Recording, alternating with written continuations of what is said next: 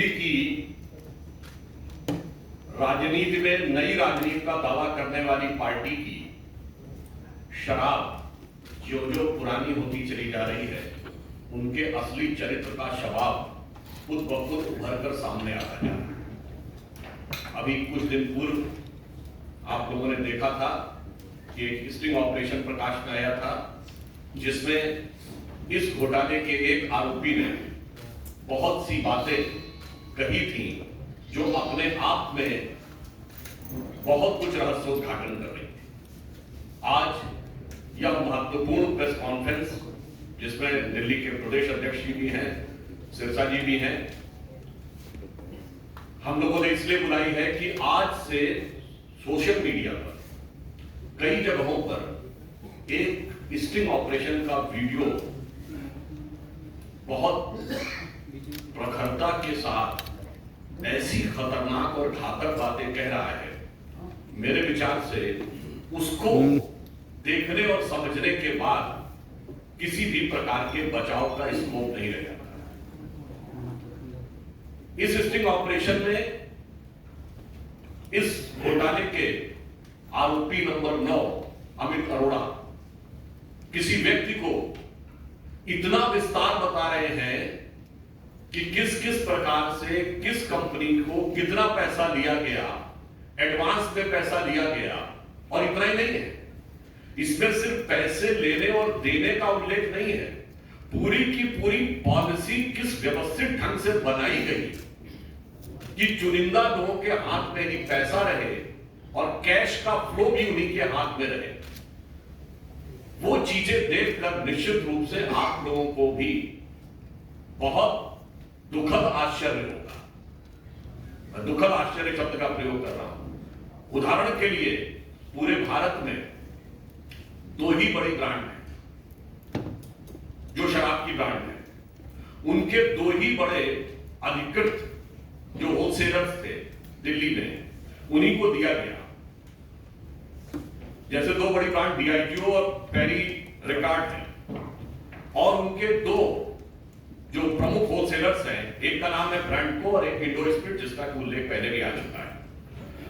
और इसमें वो व्यक्ति बता रहा है कि ब्रांडको ब्रांच वाले अमन ढल की तरफ से 60 करोड़ रुपए और इंडो स्पिरिट के समीर महंदूर की तरफ से के लिए 100 करोड़ रुपए उनके द्वारा देने की बात एक विषय।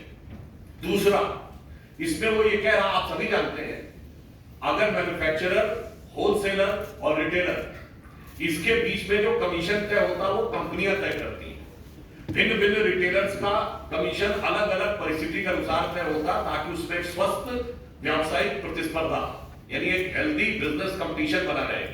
पर वो बता रहा है कि पहली बार ऐसा हुआ है कि कमीशन सरकार ने तय किया, और वो ये भी बता रहा है कि कमीशन किसका तय किया, होलसेलर का। देखिए, एक महत्वपूर्ण बात यह है कि मैन्युफैक्चरर के लिए पैसे का इनपुट अधिक होता है, क्योंकि उसे इंडस्ट्री लगानी पड़ती है, चलानी पड़ती है। रिटेलर को दुकान रखनी पड़ती है। होलसेलर जो है वो तो एक प्रकार का इंटरमीडिएट व्यक्ति होता है, उसका कमीशन, यानी होलसेलर जो है वो पूर्णतः कमीशन के आधार पर चलता है, और सर्वाधिक कमीशन उसका, और वह भी सरकार के द्वारा तय। और इसमें वो ये बता रहा है कि कमीशन लेने का औचित्य और आधार क्या था, और किस प्रकार से वो पैसा लेकर बाकी लोगों को दिया गया। और इतना ही नहीं, यह भी दर्शा रहा है कि शराब के इस घोटाले के आधार पर लिए गए पैसे का गोवा और पंजाब में भी चुनावों में उपयोग किया गया। और इसके अतिरिक्त यह भी उसने बताया कि 5-5 करोड़ रुपए तक की फीस मिनिमम निर्धारित की गई। और यह हम नहीं बोल रहे, जो अवेलेबल वीडियो है आज, जो दिल्ली में सर्कुलेटेड है, उसमें वो कह रहा है कि 5 करोड़ इसलिए रखा गया कि छोटा मोटा प्लेयर आने ना पाए। जिनके पास 80% बिजनेस है उनको 5 करोड़ देने में कोई समस्या नहीं होगी, जबकि मूलतः यह पॉलिसीज जब अन्य राज्यों में बनाई जाती है तो इस आधार पर बनाई जाती है कि छोटे छोटे व्यापारियों को भी काम करने का मौका मिले और प्रतिस्पर्धा करने का भी मौका मिले।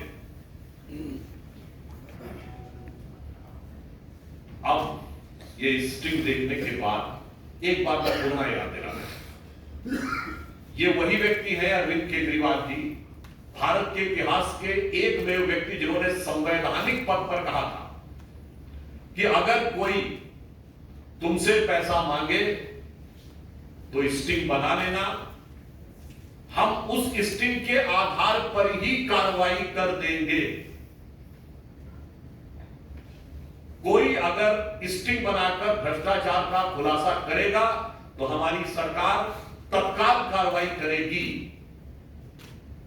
कहां गए वो वचन 7 साल पहले कि बोले गई वो बात, और ये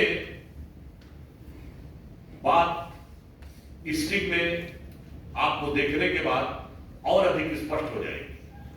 अब हम यह कहना चाहते हैं